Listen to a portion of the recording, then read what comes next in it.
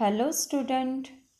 Today we are starting with the new topic vacuoles from lesson number 5 cell structure and organization. During the last lecture we have studied about the cytoplasm, endoplasmic reticulum, Golgi complex, lysosome, and today we are starting with the next, that is seventh topic, that is vacuoles. Now what is mean by vacuoles? First of all, vacuoles means it is also called as vacuous. It is being defined from the vacuous, which is defined as an empty. Empty means where? Here, in which the gap is there, and that is called as empty, from which vacuous and the vacuoles term has been defined. Now these vacuoles which are there are membrane bound sacs prominently found in plant cells and animal cells. Now here generally in animal cell, whenever present, they are very few in number and small in size. Here in animal cells. While in plant cell, here if I am taking plant cell, then there are 2 to 3 large vacuoles comparatively to the animal cells. Large 3 permanent vacuoles are mostly present. Now, in some large plant cell, here in large plant cell here, the big one vacuole is present. In such cells, vacuole can occupy as much as 90%, here 90% of total volume of this cell. Now here these vacuoles, what is the major functions of these vacuoles? If we will see functions, in here function, the major functions are that these vacuoles are mostly which are bound by semi-permeable membrane, which is called as tonoplast, which is called as what? Tonoplast. Here this membrane helps in maintaining the composition, means what is composed inside that vacuoles, that is what is composed? Vacuolar fluid is present, vacuolar fluid, then the cell sap is present, that we saw earlier only, the cell sap is there. Also they store as a house of various ions.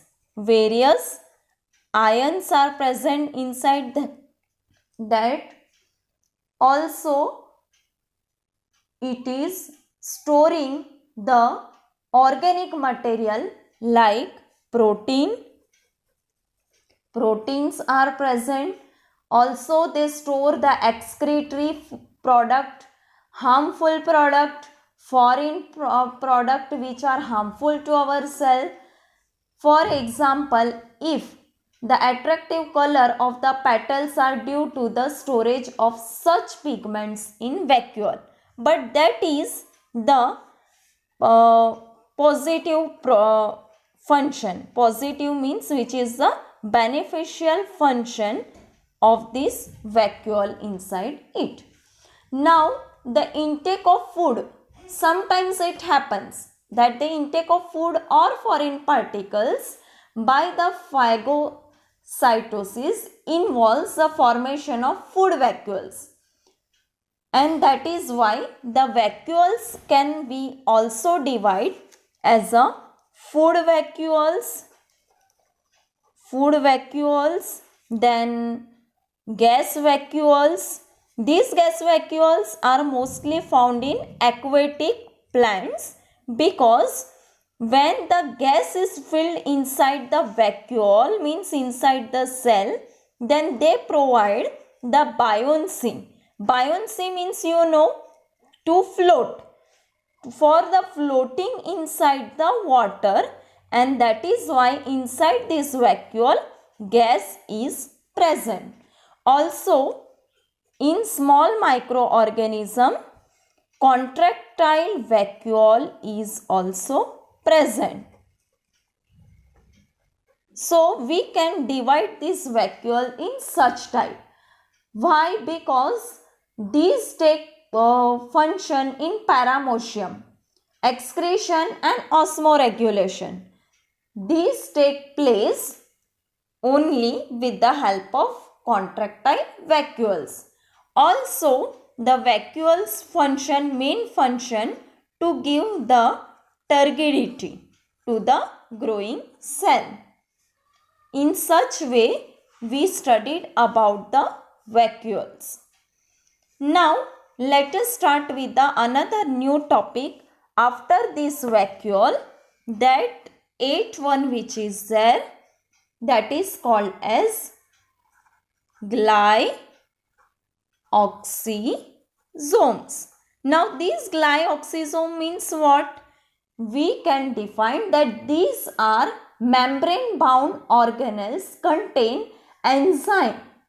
Enzyme means we know that they are taking the part. Enzymes take part in the biochemical functions which are taking place in the cell, which convert fatty acids to sugar. Fatty acid to sugar. They can observe in the cell of germinating seeds, where the cell utilizes store fat as source of sugar till it starts its photosynthesis on its own. Now, I am drawing the structure of lysosome. It is round, inside which the core material is present. This diagram is also necessary because this contains 2 mark. Sometimes it contains mark, or inside whenever the question is being asked, at that time it is necessary to draw the neat label diagram. So I am showing the diagram here. Here the core is present. This area which is there, this area it is called as matrix, and the outer one which is there, it is called as membrane. This is the structure of glyoxysome. Now, next we will start with the another topic. That one is mitochondria. Mitochondria, as we know, majorly the mitochondria, ultrastructure of mitochondria is mostly asked during the exam time. So here I want to show you the diagram in the textbook only. Now here I am showing this textbook. This is the structure of mitochondria. Here this one is the ultrastructure of mitochondria, and please student, here the ultrastructure of mitochondria, when it is asked at that time, this structure you have to draw. You can also draw this structure, this mitochondria crista. Here this one, head, pedicel and base. Here DNA is present inside this mitochondria. Ribosome is present. Matrix is present. This one it is called as matrix. Then the outer one which is there, it is called as outer membrane. And inside the membrane it is called as inner membrane or intermembrane space. Here, this is what the structure of mitochondrion. Now here, This important cell organelle because it involves, we know, for aerobic respiration. These mitochondria are absent mostly in prokaryotic cell and RBCs. Their shape may be oval or spherical or spiral shape, like as you can see in this structure. It is also double membrane bound organelle. Now what is the main? Here the oxysomes which are there, here oxysomes you can see inside this inner membrane of here mitochondria, it is given, bears numbers of particles like oxysome, which is called as F1 particles, which is on the name of the scientist who have discovered this, that is Fernandez Moran here, and head here, this is head F1. This stalk which is there, it is called as pedicel, and this lower foot region, it is called as an base.